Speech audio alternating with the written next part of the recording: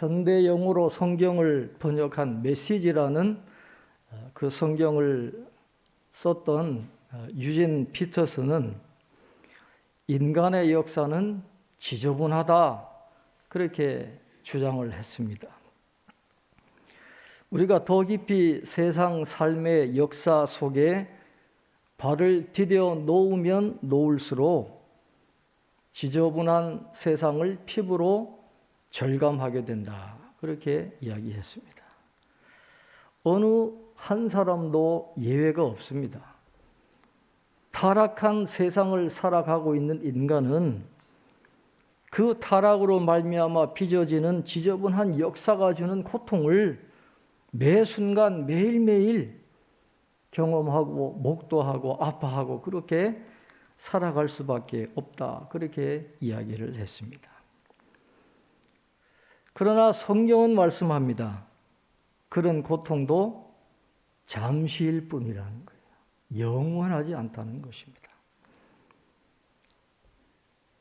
확실한 승리와 궁극적인 승리 그리고 영원한 안식이 예수님을 믿는 성도들 몫으로 준비되어 있다라고 말씀을 해요. 우리를 이 지저분한 역사에서 구원해 주시려고 오늘 아기 예수님이 이 땅에 오신 것입니다. 이제는 어떤 사람이라도 그 누구라도 그분을 믿기만 하면 영생을 얻게 되고 하나님이 예비하신 영원한 복을 누리게 되었다는 것이죠. 주님으로 인해서 우리가 누리게 될 그 영원한 축복, 영원한 안식, 오늘 거기에 대해서 요한계시록 21장이 우리에게 가르쳐 주고 있습니다. 새 하늘과 새 땅은 영원한 천국이에요. 이제 우리가 가야 할 하늘의 본향의 모습입니다. 사도 요한이 지금까지 환상을 쭉 보았는데 오늘 보는 이 환상이 그 절정이에요. 사도 요한이 보았던 환상의 절정이 오늘 본문에 나옵니다. 1절에 보면 또 내가 새 하늘과 새 땅을 보니 처음 하늘과 처음 땅이 없어졌고 바다도 다시 있지 않더라 그랬습니다. 여러분 처음 시작하는 단어를 주목하시길 바랍니다. 또 라고 번역된 이 한 단어 영어로는 then입니다. then 그때 이 또라고 하는 단어가 우리에게 주는 교훈은 끝인 것 같은 그때도 끝이 아니라는 거예요. 하나님이 준비하신 새로운 시간표가 있다라는 것입니다. 우리의 삶의 절망적인 순간이 임해서 모든 게 끝났다라고 생각하는 그때에도 그게 끝이 아니라는 거예요. 또가 있다라는 것입니다. 하나님이 준비하신 새로운 시간표가 있다는 거예요.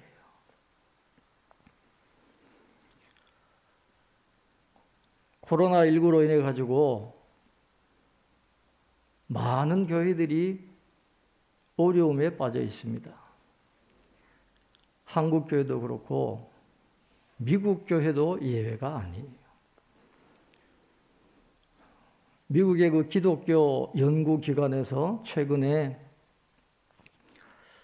이 코로나 2년을 거치면서 미국의 목회자들의 생각이나 사역에 어떤 변화가 일어났는가를 질문을 했습니다. 코로나가 어떤 영향을 주었는지.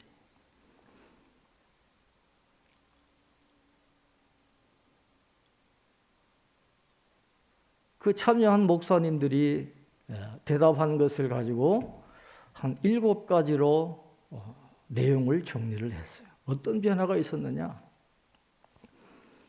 7가지 중에 2가지만 말씀을 드리면 코로나19로 교인 수가 줄어든 교회가 그렇게 많이 생긴 거예요. 미국도. 그러니까 대면 예배를 드리다가 비대면으로 전환돼 버리니까 거기에 익숙해져 가지고 믿음이 약한 사람들은 믿음이 없어서 떨어져 나가버리고 이 작은 교회에 다니는 교인들은 보다 안전하고 보다 큰 교회, 시스템이 잘 되어 있는 교회로 옮겨가는 그런 현상이 일어나게 되었다라는 거예요.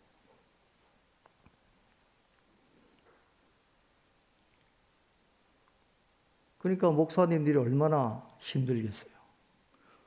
제가 그 글을 보니까 한국 교회나 미국 교회나 사람 사는 데는 다 똑같다라는 그런 생각을 했는데, 어쨌든 그 교회에서 은혜를 받았잖아요.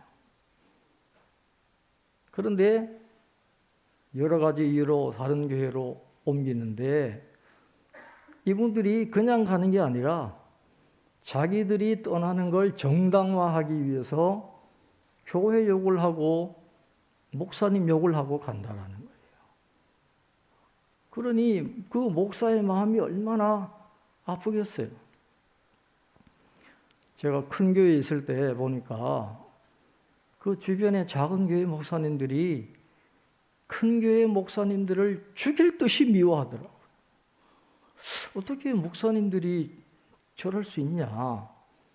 어떻게 같은 목사가 같은 목사를 저렇게 죽일 듯이 미워할 수 있을까?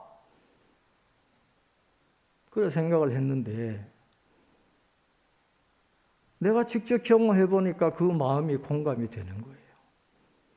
정말 힘들었겠다. 그러면서 이 미국의 그 인터뷰에 참여한 목사님들 절반 정도가 어떤 생각을 했냐 하면, 하나님이 이 목회를 그만두라고 사인을 주시는 건가? 맥이 다 빠지니까, 힘이 다 빠지니까 여기서 정리하라는 건가? 교회 문을 닫으라는 건가? 그런 심각한 고민에 빠졌다라는 거예요. 그런데 2년의 시간이 지났잖아요.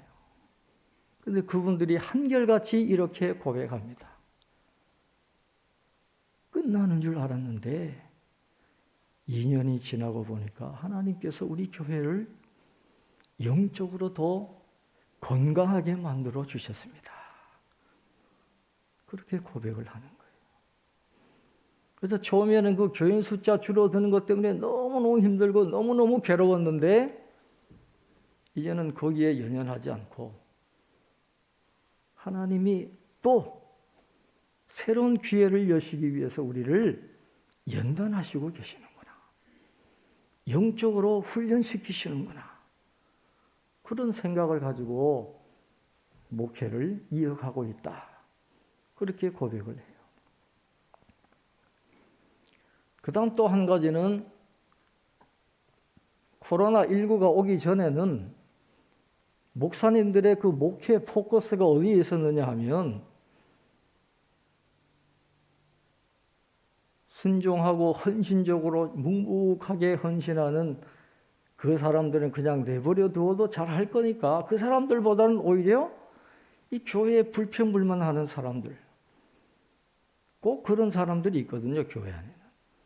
그런 사람들에게 목회 포커스를 맞췄다라는 거예요. 왜? 어쨌든 교회 분위기를 하나 되게 해서 끌어가야 되니까 그런 사람들에게 더 시간을 투자했다라는 거예요. 그런데 그렇게 해보니까 목사는 목사대로 힘들고 교회는 교회대로 안 된다. 그런데 코로나19가 터졌어요. 그 코로나를 경험하면서 목사님들이 묵묵하게 헌신하고 순종하는 그분들이 얼마나 귀한 분인가를 조절하게 깨닫게 되었다는 거예요. 아하! 그래서 목회 포커스가 바뀌어졌다는 거 이제는. 묵묵하게 순종하고 헌신하는 그분들이 귀한 분들이구나. 이분들을 더 잘 키우는 게 더 하나님의 영광을 드러내고 교회를 위해서 유익한 거구나. 그래서 이제는 포커스를 어디에다 맞추느냐? 이 불평불만하는 사람들이 아니고 순종하는 사람들, 묵묵하게 주님의 몸된 교회를 위해서 헌신하는 사람들이 더 영적으로 성숙할 수 있도록 거기에 지금 집중적으로 하고 있다. 그러면서 모든 목회자들이 공통적으로 고백하는 고백이 있었어요. 코로나19로 하나님이 교회에 어려움을 주시지만 교회에 해가 되게 하지는 않으신다는 거예요. 하나님이 교회를 얼마나 귀하게 여기시는데 그 교회가 망하게 하시겠냐는 거예요. 어려움은 있어요. 그러나 거기에서 하나님이 또 역사하시는 거예요. 그래서 모든 목사님들이 환난은 인내를, 인내는 연단을, 연단은 소망을 이루는 줄 알미니라. 그 말씀 붙잡고 힘들지만 견디는 거예요. 하나님이 보여주실 또 그 새로운 기회의 문이 열릴 때까지 영적으로 건강하게 교회를 지켜 나가겠다. 그렇게 고백을 하는 겁니다. 이생망이라는 말 들어보셨어요? 이번 생은 망했다. 많은 사람들이 지금 그런 고백을 합니다. 이번 생은 망했다. 집도 없고 주식도 없고 돈도 없고 직장도 없고 결혼도 못하고 젊은이들이 그렇게 아우성을 치는 거예요. 그러나 하나님 말씀하세요. 하나님을 믿는 자는 이생망이 없다는 거예요. 또가 있다는 거예요. 또. 그 기회를, 그 새로운 그때를 바라보면서 꿋꿋하게 걸어가라. 그렇게 말씀을 하는 거예요. 그래서 하나님이 요한에게 새 하늘과 새 땅을 보여주시는데 처음 하늘과 처음 땅이 없어졌고 바다도 다시 있지 않더라 그랬어요. 여러분, 하나님의 나라가 임하면 우리가 흔히 잘못 생각하면 지금 이 우리 눈에 보이는 세상이 완전히 다 사라져버리고 전혀 다른 새로운 그런 세상이 임하는 것처럼 생각하지만 그게 아니에요. 우리가 눈으로 보는 이 우주가 질적으로 새로워진다는 의미예요. 이걸 다 없애버리고 백지 상태로 만들고 다시 새로운 나라를 세우는 게 아니고 이 땅과 세상을 전혀 질적으로 완전히 새롭게 하나님이 변화시켜 가신다라는 것입니다. 그러니까 전혀 다른 질적으로 다른 세상이 되기 때문에 새 하늘과 새 땅이 임하면 이제 이 세상에는 더 이상 가시와 엉겅퀴가 없어요. 약육 강식의 먹이 사슬이 사라지게 될 것입니다.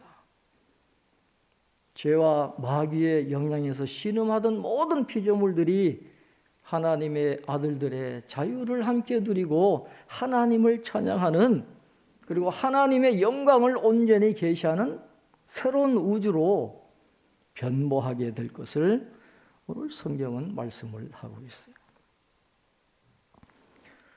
그런데 2절에 보니까 또 하나님이 또 다른 걸 보여주십니다.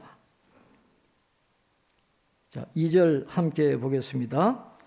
또 내가 보매 거룩한 성 새 예루살렘이 하나님께로부터 하늘에서 내려오니 그 준비한 것이 신부가 남편을 위하여 단장한 것 같더라. 아멘. 새 하늘과 새 땅이 이루어졌습니다. 이 세상이 완전히 새로운 질서로 바뀌었어요. 그때 하나님께서 거룩한 성 새 예루살렘을 내려보내 주시는데, 요한계시록에서 거룩한 성 새 예루살렘 하늘에서 내려온 이것은 앞으로 새하늘과 새 땅에서 성도들이 살아가게 될 처소를 상징을 하는 것입니다. 그런데 그 아름다움이 얼마나 아름다우냐, 신부가 남편을 위해서 단장한 것 같은 그렇게 아름다운 그 거룩한 성이 새 예루살렘이 내려오더라는 거예요. 왜 거룩한 곳입니까? 이제는 더 이상 죄를 짓지 않는 하나님의 백성들이 거하는 곳이기 때문에 거룩한 곳이에요. 그곳에는 죄가 없습니다. 그리고 성이라고 부르는 이유는 많은 사람들이 안전하게 함께 살면서 서로 교제하고 사랑을 나누는 아름다운 곳이기 때문에 성이에요. 거룩한 성. 그래서 하나님의 가족들은 바로 그곳에서 거룩한 성 새 예루살렘에서 영원한 안식과 친교와 사랑을 누리게 될 것을 성경은 보여주고 있는 것입니다.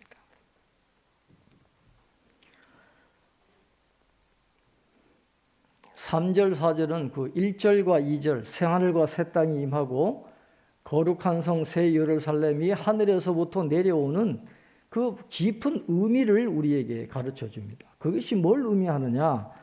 자, 우리 3절, 4절 한번 같이 읽겠습니다.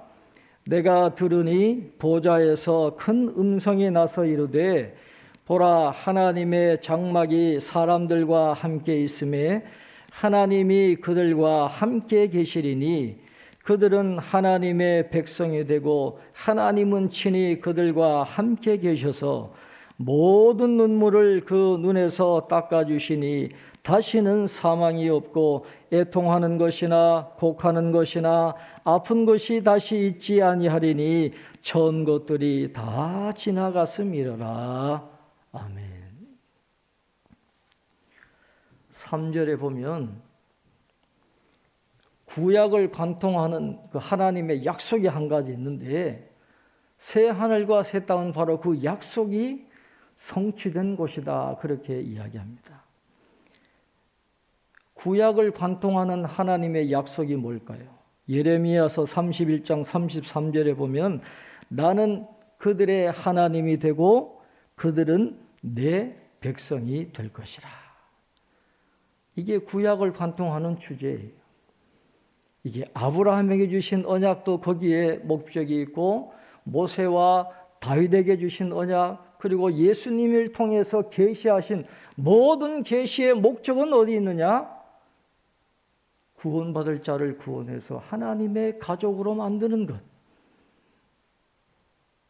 나는 그들의 하나님이 되고 그들은 내 백성이 될 것이라. 이 약속이 이제 새 하늘과 새 땅에서 이루어지게 되었다는 거예요. 성취되었다는 거예요. 그 약속이 성취될 때 하나님의 백성들이 누리게 될 축복이 바로 4절에 나와 있는 것이죠. 모든 눈물을 다 닦아줘. 이 땅은 불의한 세상이잖아요. 불의하기 때문에 눈물 흘릴 수밖에 없고 애통할 수밖에 없고 아파할 수밖에 없고 죽을 수밖에 없는데, 그러나 이제는 의로우신 하나님이 의로 통치하는 세상이기 때문에 더 이상 그것이 없어지는 거예요. 하나님의 나라에서 주시는 그런 축복이 임하게 된다 하는 것을 이야기하고 있습니다. 그런데 사도 요한이 증거하는 이 환상이 너무도 엄청난 거잖아요. 온 우주를 아우르는 이 위대한 계시의 말씀이 사도 요한 한 인간의 권위로 되겠습니까? 확실한 증거를 하나님이 하나님의 권위를 가지고 확증해 주시고 최종적인 권면을 해 주시고 계시는 것이 바로 5절에서 7절까지 말씀입니다.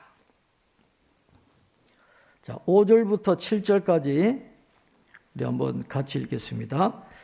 보좌에 앉으신 이가 이르시되 보라, 내가 만물을 새롭게 하노라 하시고 또 이르시되 이 말은 신실하고 참되니 기록하라 하시고 또 내게 말씀하시되 이루었도다. 나는 알파와 오메가요 처음과 마지막이라. 내가 생명수 샘물을 목마른 자에게 값없이 주리니 이기는 자는 이것들을 상속으로 받으리라. 나는 그의 하나님이 되고 그는 내 아들이 되리라. 아멘. 여러분, 우리가 한 해를 마무리하면서 우리가 한 해를 돌아보잖아요. 우리가 계획했던 것이 얼마나 이루어졌을까? 내가 생각하고 계획하고 결심했던 것을 얼마나 이루었을까? 그러나 늘 후회하고 늘 못 이루는 것 투성인 우리의 모습이잖아요. 그러나 알파와 오메가요 처음과 마지막이 되시는 하나님은 계획하신 것, 말씀하신 것, 언약하신 것 반드시 이루어 주신다는 거예요. 하나님이 약속하신 것이기 때문에 만물을 새롭게 하시겠다는 하나님의 약속이 반드시 이루어질 거라는 거예요. 하나님이 보증하시는 것입니다. 그래서 구원받은 성도들은 그 새하늘과 새 땅에서 생명수 샘물을 마시는 거예요. 그리고 약속된 기업을 소유하는 하나님의 아들들이 되는 그런 은혜를 반드시 주시겠다, 그렇게 약속하고 계십니다. 하나님의 가족들은 그런 복을 받아요. 마지막 때에 그런 복을 받습니다. 그러나 요한계시록에 그 대조되는 사람들이 있잖아요. 주님을 부인하고 음료를 쫓아가고 짐승의 가치관을 따라서 큰 성 바빌론의 문화를 즐기면서 살아가는 사람들은 그 놀라운 축복을 받을 수가 없는 거예요. 배제되는 것입니다. 그런 사람들은 어떤 사람들인가요? 8절에 보면 이렇게 이야기합니다. 구원받지 못하고 영원히 죽을 수밖에 없는 사람들은 어떤 사람들이? 그러나 두려워하는 자들과 믿지 않은 자들과 흉악한 자들과 살인자들과 음행하는 자들과 점술가들과 우상 숭배자들과 거짓말하는 모든 자들은 불과 유황으로 타는 못에 던져지리니 이것이 둘째 사망이라 그랬어요. 여러분, 다른 말들은 다 이해가 가죠? 왜 벌을 받는지. 그런데 처음에 어떤 사람들이 나와요? 두려워하는 자들과. 이게 원래 뜻은 겁이 많은 사람, 그 뜻이에요. 그럼 우리가 생각할 수 있잖아요.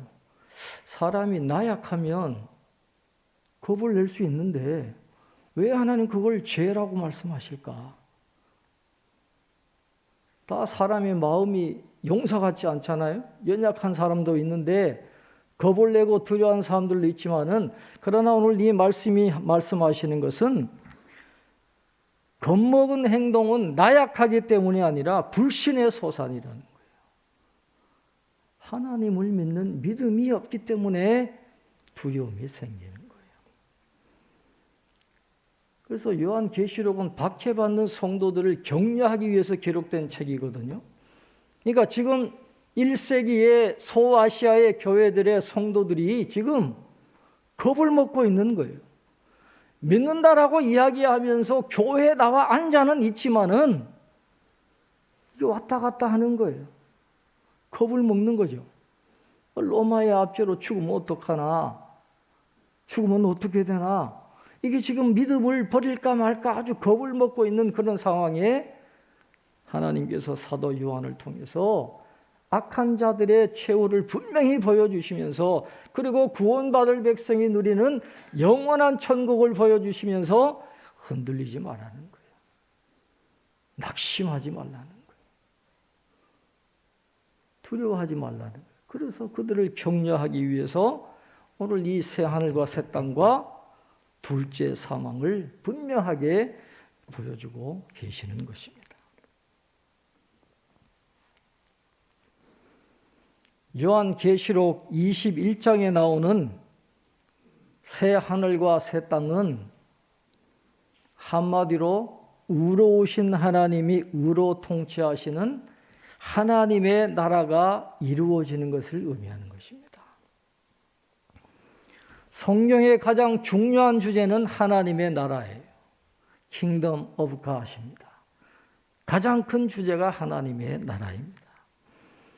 여러분, 사복음서 가운데 가장 먼저 기록된 성경이 마가복음인데, 마가복음의 저자 마가는 예수님이 공생애를 시작하시면서 첫 번째 메시지가 바로 선포하신 메시지가 하나님의 나라였다라고 말씀을 하고 있습니다. 마가복음 1장 14절로 15절에 보면 요한이 잡힌 후 예수께서 갈릴리에 오셔서 하나님의 복음을 전파하여 이르시되 때가 찼고 하나님의 나라가 가까이 왔으니 회개하고 복음을 믿으라 하시더라. 이게 예수님의 첫 번째 공생의 설교예요. 예수님이 왜 오셨습니까? 하나님의 복음을 전하기 위해서. 하나님의 복음이 뭡니까? 하나님 나라가 이제 가까이 왔고 우리 이 죄인인 우리가 하나님의 은혜로, 주님의 은혜로 하나님 나라에 들어갈 수 있고 하나님의 백성이 될 수 있다 하는 이 하나님의 복음을 선포하시기 위해서 예수님이 이 땅에 오신 거예요.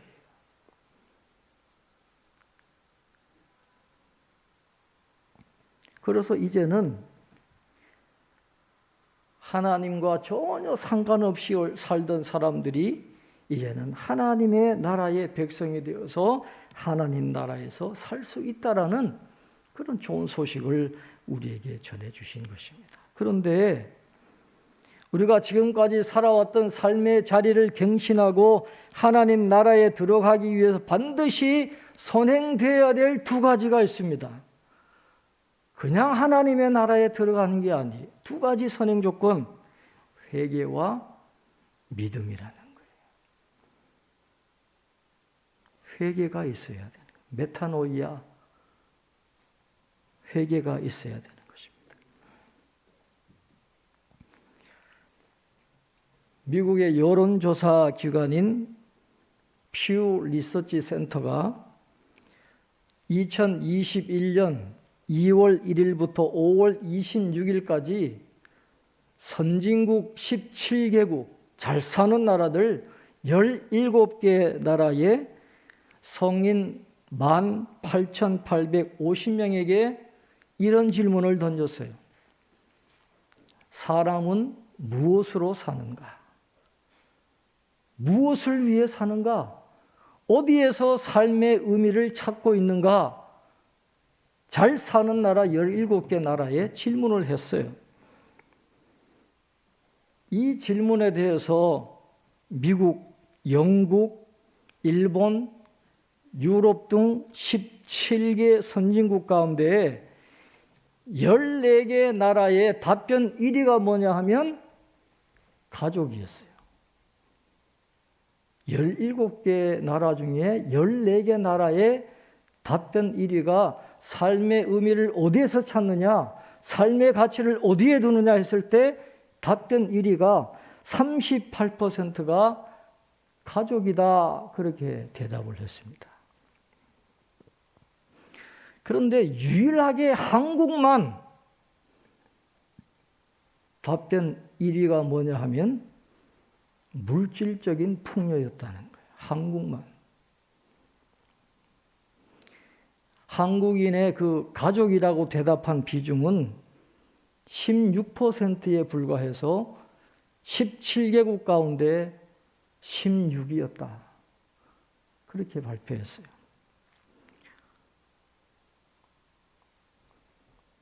또 이런 질문을 했습니다. 종교에서 삶의 의미를 찾고 있습니까?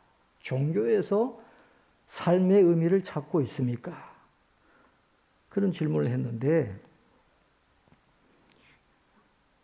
17개국 중에 우리나라는 15위에 해당된다고 그래요.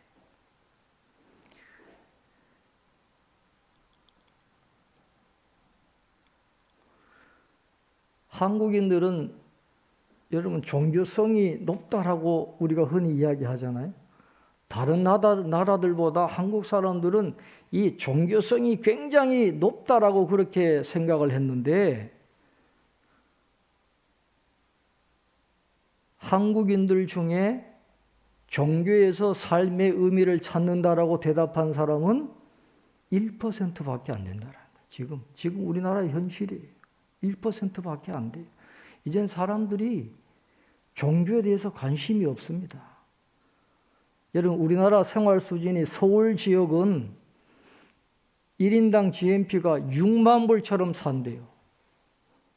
세계 어느 나라보다 잘 산답니다. 잘 먹고 잘 입고 잘 산대요. 6만 달러에 해당한답니다. 그러니까 아쉬운 게 없는 거예요. 종교를 찾지를 않아요. 1%만이 종교에서 삶의 의미를 찾는다. 그렇게 대답했어요. 요즘 한국이 얼마나 잘 나갑니까? K브랜드, K팝, K드라마, 경제로 또 높아지고 그러니까 사람들의 관심이 오직 어디에 있느냐? 물질적인 풍요에 있다라는 거예요. 한국교회가 지금까지 그렇게 강조해왔던 하나님을 신앙하고 사랑과 봉사와 섬김과 그 헌신의 그런 가치들이 이 물질적인 풍요를 강조하는 이 시대의 흐름 앞에 그냥 속절없이 무너지는 그런 시대를 우리가 지금 지나가고 있는 거예요. 그런데 어떻게 보면 큰 성 바벨론의 이 가치관이 오늘 우리도 그렇게 살아오지 않았느냐라는 거예요. 우리도 교회 다니고 믿음 지키고 있다고 하지만은 우리의 판단은 그런 세속적인 가치관을 가지고 판단하고 그런 관점에서 바라보고 그것을 위해서 살아가고 있지 않느냐 하는 그런 반성이 이 조사를 통해서 보여지고 있는 것입니다. 이것을 회개하지 않으면 세상 나라를 향한 우리의 관심을 하나님의 나라로 틀지 않으면 우리는 그 하나님 나라에 들어갈 수 없어요. 회개가 있어야 됩니다. 그리고 믿음이 있어야 돼요. 그 기쁜 소식이 나를 위한 기쁜 소식이라는 그 믿음, 그게 있어야 되는 거예요. 그래서 우리가 기뻐하는 이 성탄절이 나를 위한 성탄절임을 믿고 고백하는 여러분 되시기를 바랍니다. 우리가 이제 요한계시록을 함께 살펴보았는데 요한계시록을 마치면서 제가 여러분에게 강조하고 싶은 게 있어요. 우린 지금 코로나 팬데믹 속에서 힘겹게 살고 있습니다. 말할 수 없는 아픔과 어려움이 있어요. 그런데 우리들만 힘든 게 아니고 초대교회 성도들도 힘들게 살았어요. 그리고 역사 속에 수많은 믿음의 사람들이 다 힘들게 살아갔습니다.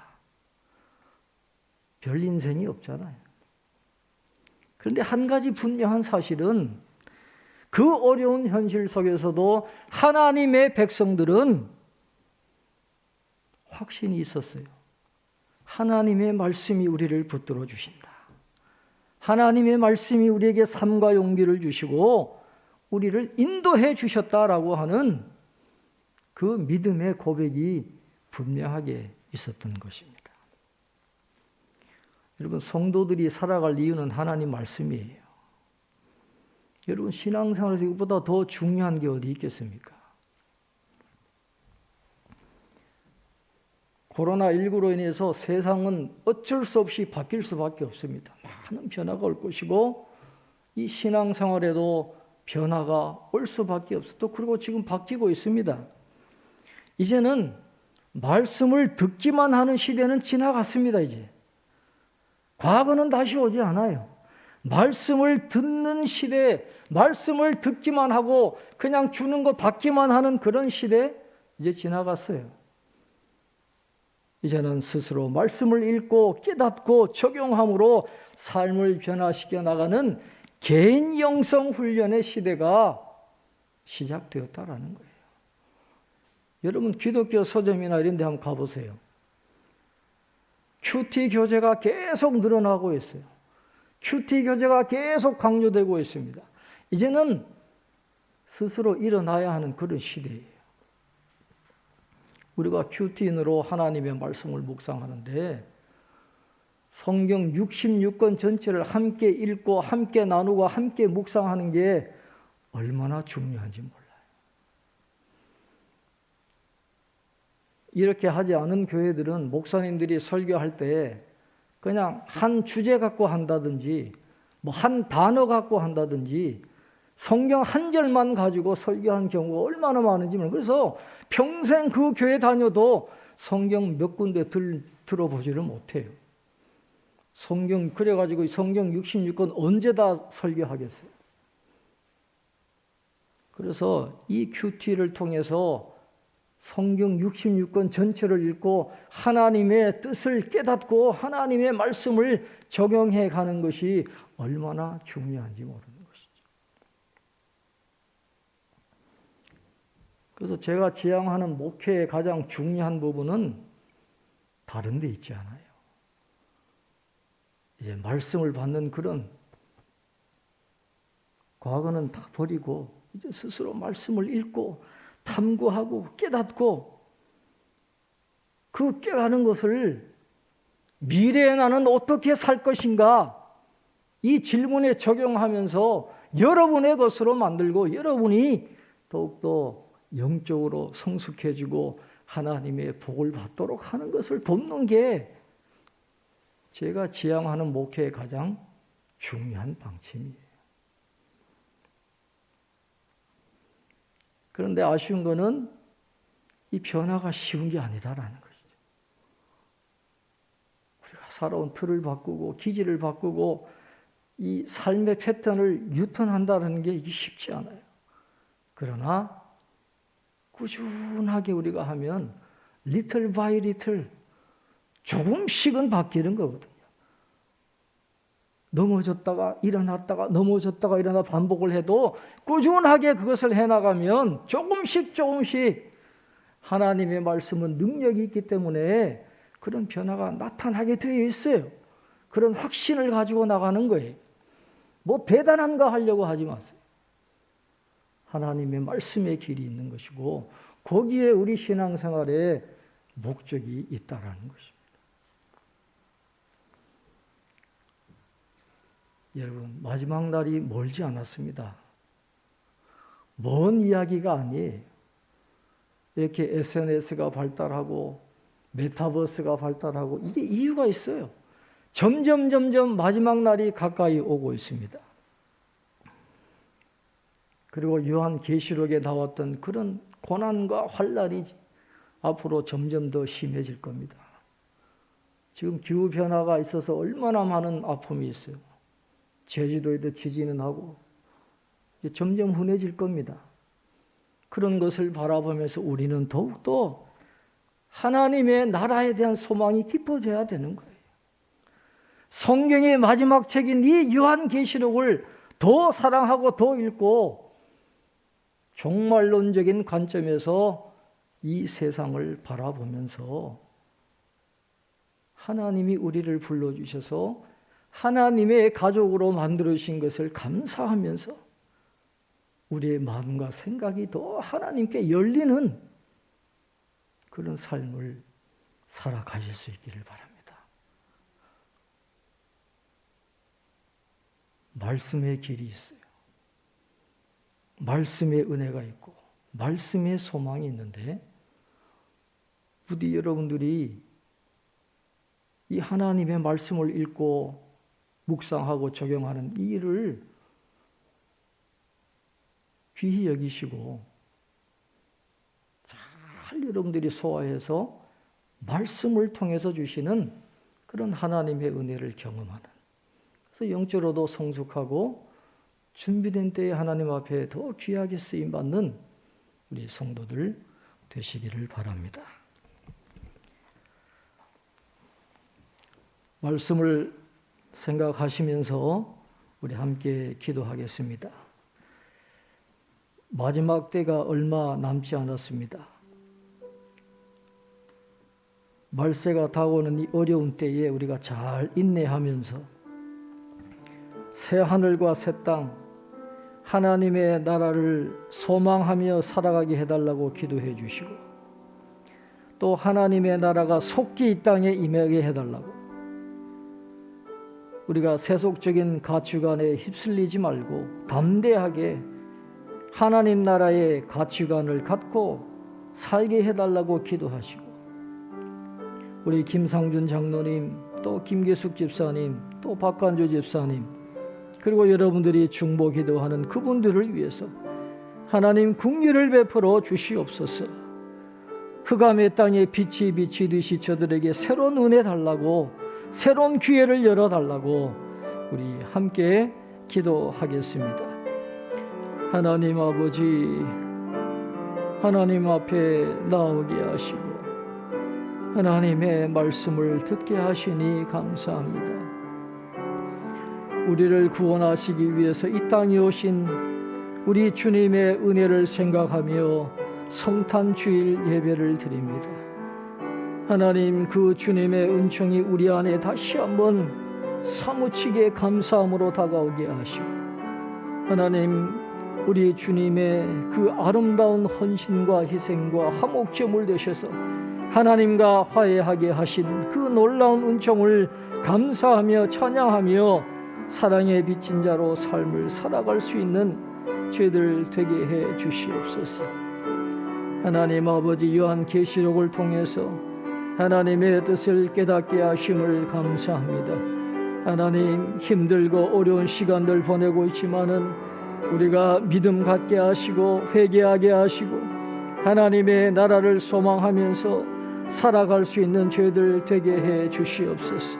낙심하지 말고 새롭게 열어주실 기회를 바라보며 믿음의 삶을 살아가게 하여 주옵소서. 주여, 하나님의 나라가 속히 임하기를 원합니다.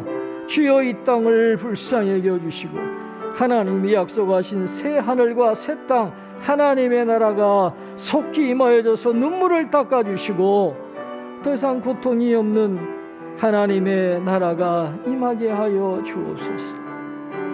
하나님, 우리가 세속적인 가치관에 휩쓸리지 말게 하시고 하나님 나라의 가치관을 갖고 살아가기를 원합니다.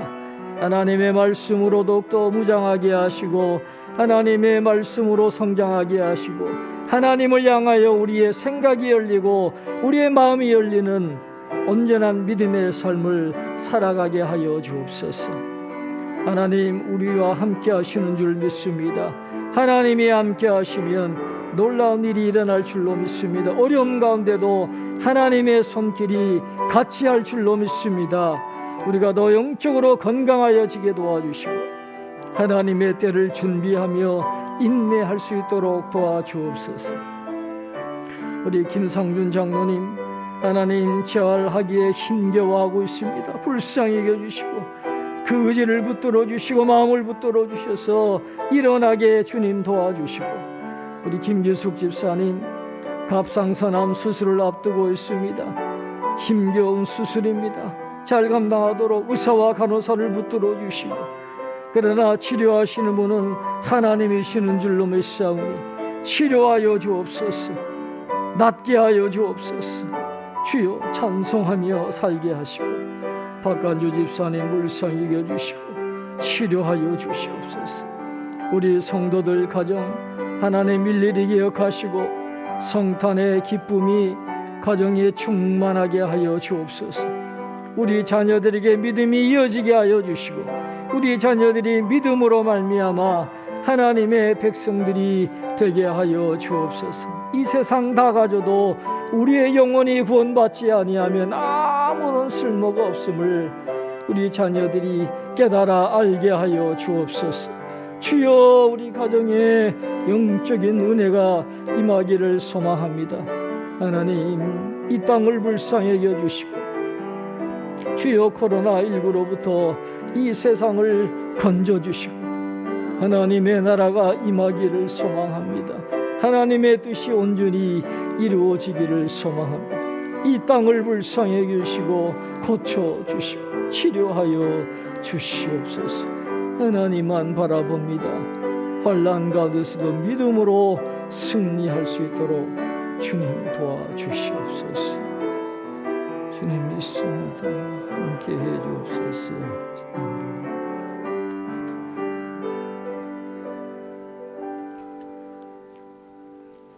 찬송가 482장 함께 찬송하겠습니다.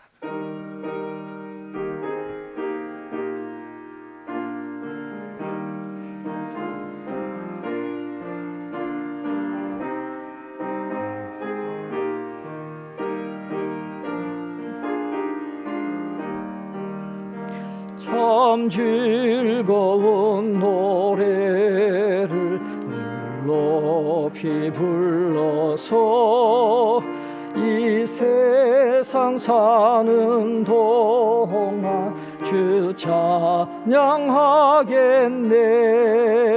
복 주실 산에 올라 멀리 바라보니 나 건너갈요 단단 뚜렷이 보이네. 참 아름다운 노래 늘 높이 부르세. 하늘의 소망 주신 주 찬양하여라. 참 아름다운 노래 다 함께 부르세. 하늘의 기쁨 주신 주 찬양하여라. 참 즐거운 노래를 높이 불러서 내 영혼 구원하신 주 찬양하겠네. 땅 위의 성도들이 부르는 노래 저 하늘의 천사들 다 화답하겠네. 참 아름다운 노래 늘 높이 부르세. 하늘의 소망 주신 주 찬양하여라. 참 아름다운 노래 다 함께 부르세. 하늘의 기쁨 주신 주 찬양하여라. 참 즐거운 노래를 높이 불러서 만왕의 왕 되신 주 나 찬양하겠네. 거룩한 하늘 노래 들려올 그때에 참 그립던 주님을 반가이 대하리. 참 아름다운 노래 늘 높이 부르세. 하늘의 소망 주신 주 찬양하여라. 참 아름다운 노래 다 함께 부르세. 하늘의 기쁨 주신 주 찬양하여라. 봉헌하겠습니다.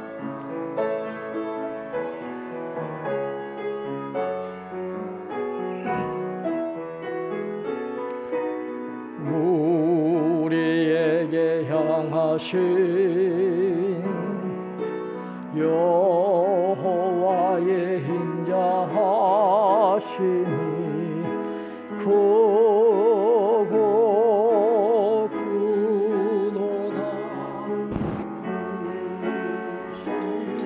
크도다. 크고 크도다. 크시도다.